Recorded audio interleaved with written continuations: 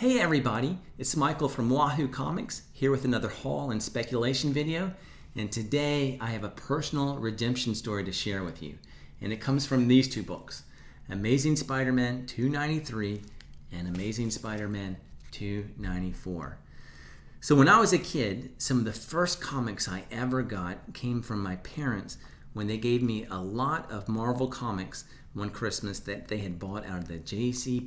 Christmas catalog. And this lot basically contained all the October and November issues that had come out from Marvel that year. And it included these two Spider-Man issues, which are part of what is now the iconic Kraven's Last Hunt storyline. Now, if you know anything about that storyline, you know it's one of the darkest that's ever come out in a mainstream comic book. And so when I was reading it as a kid, it really just weirded me out, and I thought it was creepy, and I didn't like it. And so I just threw this and the other comics I didn't really care for just kind of in the corner of a drawer and just left them untouched for 2 or 3 years. But eventually I started collecting comics regularly and getting them for myself. And at that time I had a friend who also collected comics. And one day he brought over some of the new comics that he had gotten a hold of. And among those comics was Secret Wars 2 Number 2. Now, if you don't know the significance of that book, well, it contains the first appearance of the hate monger. And so around this time was the first time I started thinking of comics as being something that could be valuable in the future.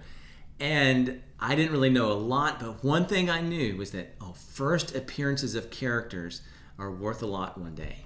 But what I didn't know, that only holds true for characters that people care a lot about. So like Wolverine or Punisher. But of course, nobody cares about a hate monger. Lucky to be a C tier and really probably a D tier list villain. And so that comic isn't worth anything. But back then I thought, this book is going to be worth so much one day because it has this first appearance. And so I told my friend, hey, I'll trade you for that book. Take a look at what I got and, tell me what you want. And so he picked out those 2 issues and I was like, oh, yes, great. I don't like those issues anyway. And now I'm getting the first appearance of the hate monger. Ha ha, what a fool. And so, we made the trade. And then a few years later, so when I realized, this Secret Wars 2 book isn't worth anything, but these Spider-Man books are worth a little bit of money because the storyline, again, is such an iconic one. And it's never been worth like a ton of money, but enough where I couldn't just pick it up easy. And so I've been on the lookout for years for a good deal on these 2 books and just haven't been able to find one. But finally I did. And so I'm so happy to add these to my collection and redeem that terrible trade from my childhood. And something that's kind of interesting and funny, the collector or the seller I got this from was actually the same seller who helped me redeem another childhood comic tragedy, so to speak, when I bought Uncanny X-Men 266 from him, which is the first appearance in Gambit about 3 or 4 months ago. I did a video on this earlier. And the same friend I had picked up that book and talked about it being the first appearance of Gambit. And I guess I was feeling burnt on all the hate monger stuff, and I didn't care about the issue. I thought, who's Gambit? And he had this hot pink outfit on the cover, and so I passed on it. And so I've had regretted that one for years, but finally got that, and now I have this, and so I'm very thankful for that seller. And I actually picked up a few other books this time from the seller as well. And speaking of Gambit, those books include this one, X-Men Annual number 14, which is the first cameo appearance of Gambit. If you've seen my videos, there's a controversy over what's really the first appearance, this one or Uncanny X-Men 266. And personally, I think this is the true first appearance of Gambit. He's in 14 panels, a big part of the storyline. And so I think it's this one, but the market has clearly decided that Uncanny X-Men 266 with a much better cover is the one to have. But I think this is a great book still to pick up, a book that I think has a lot of room to grow in value because I think as people get priced out of the 266, they'll move on to this one. And the narrative may even change one day. Maybe someday people do look at this as the more real first appearance. So anyway, I'm really glad to have, this is my second copy of this one. Other X-Men books that I picked up from this seller include X-Men 4, which is the first appearance of one of my favorite villains, Omega Red, and then 3 copies of X-Men 5, which contain the first cover appearance of Omega Red. Even though number 4 you see his hand and a tentacle, but this is the first, real nice cover that he's on. And speaking of nice covers, I also got another copy of X-Men 11. This is a book I highlighted a few videos ago as my sleeper of the week. I think it's one that's going to just continue to climb in value over time because of the cover, this iconic Jim Lee cover. And speaking of iconic Jim Lee covers, another one I got was Uncanny X-Men 268. And this is another one that I'm not as much as of a redemption as the Spider-Man or the 266, but I distinctly remember as a kid seeing this on the newsstand. And I didn't really collect X-Men, or I didn't collect X-Men at that time. But I saw it had, it's got Captain America in it, who was a huge fan, and Black Widow, and so I almost got it. It's just funny how you remember certain things. I really remember almost getting this one, but I didn't. And then years later, I saw that, it's grown in value. Again, not a ton, but much more than the other issues I'm sure I bought that day. And so I've always wanted to have my own copy if I could find it at a good price, and I finally did.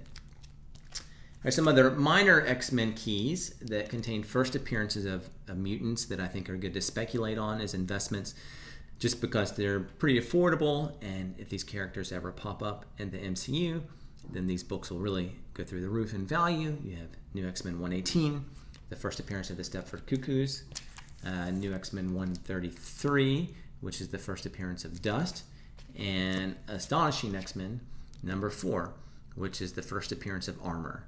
And so if you can find these books for cover price or less, great pickups.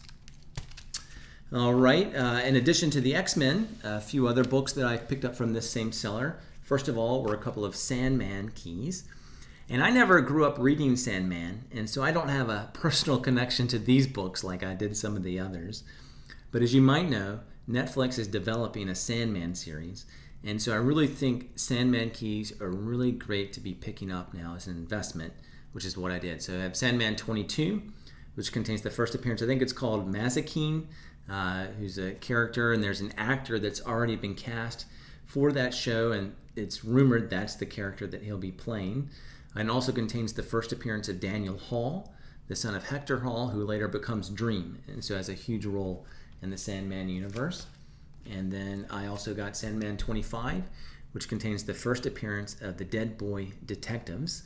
And HBO has actually already commissioned a pilot for the Dead Boy Detectives, hoping that maybe it'll spin off of that Netflix series. So I think this is a really great book to pick up now if you can find it at a good price. All right, and in addition to those Sandman keys, I got some Fantastic Four keys. This one I'm super excited about. Fantastic Four 211. It's one that I've been looking for quite a while. It contains the first appearance of Terax the Tamer. So of course I love to collect villains, as you all know, but something I also want to collect, and I'm now getting pretty close, is to collecting the first appearances of all the Heralds of Galactus. I love Galactus, cosmic stuff, all those things. And so I didn't have this one, and I'm glad to have it now. And I think the only one that's left is, unfortunately, the first appearance of Silver Surfer, Fantastic Four 48, which of course is thousands of dollars. So I'm not getting that one anytime soon, but on my bucket list, one day I would love to have a copy of Fantastic Four 48. Also got Fantastic Four 252, which is interesting. The whole book is printed this way, sideways basically. And so a lot of people have collected it for that reason. It's just a really unique book. And then a couple of books that I've picked up several copies of this year are Fantastic Four 272 and Fantastic Four 273, which contain the first cameo and full appearance of Nathaniel Richards, who ties into the King mythos. And of course, speculating and investing in King keys are something that's a really good idea now. We know that character is coming in an even more full way than he has so far into the MCU. And so anytime I can find any kind of King-related book at a good price, I'm picking it up right now. And speaking of, I'll show a few more books quickly from another seller than the one I got all these books from. And I got all of these, most of these for like $1, a couple were more than that. But first of all, Avengers Annual 21, which is part of the Citizen Kane storyline. I think all these books and these annuals that put the Citizen Kane storyline are good ones to be picking up. This contains books that contain a lot of first appearances. This contains the first appearance of the Anachronauts, who's this mercenary team that are kind of loyal to King. Going back to Fantastic Four, got 245, which is the first appearance of Avatar, who's a grown-up Franklin Richards. I also got Thor 388, which is the first appearance of Exitar, the Executioner. This is the biggest and most powerful Celestial. As you know, if you've seen the trailer, the Celestials are coming to the MCU through the Eternals movie. And I think we don't know which ones are going to debut, but I think eventually probably all of them, all the main ones will be there. And so I think this is a great book that you can probably pick up for $1 that has a lot of room to grow in value. Going back to books with beautiful covers, I got this, Wolverine number 55. And this, of course, is an homage to EC comic covers, which I'm always a big fan of that and of horror. And I have very few variant covers of comic books. This is one of the few I have, but I think it's a gorgeous cover and a good one to pick up if you can get it for cheap. A couple other books with solo series that are good to pick up. Gamora number 1 and the Unstoppable Wasp number 1, which is the first solo series of the Nadia Van Dyne Wasp character. And so, as I talked about before, first solo series are things that tend to grow in value, especially when these characters might come to the MCU. And that finally then brings me to my sleeper of the week, and it's this one, Wolverine number 160. And so this contains the first appearance of Malcolm Colcord, who was a director of Weapon X. So there's a lot of speculation that Disney Plus is going to develop a Wolverine anthology series. And when there's smoke, there's fire, and it's such a popular character, I think there's a great chance that happens. And if this anthology series develops, my personal guess is that they really explore a lot of the Weapon X program, because of course it's such a big part of Wolverine's history, and there's just so many storylines you could do with that, and it make for good episodes. And so any character kind of tied into the Weapon X program, I think are good ones to be thinking about investing in, especially again, if you can get a book like this for $1. It's low risk. It's cool regardless, because as a first appearance, and so I'm glad to have that one. Finally, that brings me to my question of the week. So I mentioned Uncanny X-Men 266, not picking that up as a kid when I had the chance. I'm curious, what is your biggest regret about a comic you did not buy? You saw it, you thought maybe I should get it, and you ended up not buying it. For me, it was definitely that Uncanny X-Men 266. All right, that brings me to the end of the video. Of course, if you haven't subscribed to the channel, I'd really appreciate if you consider doing so. It'd be a big help in getting us to grow. We're getting closer and closer to 100 subs, which is exciting. Comment, tell me other books that you've been picking up. And as always, thanks for watching. I enjoyed it, and I hope you did too. And until the next time.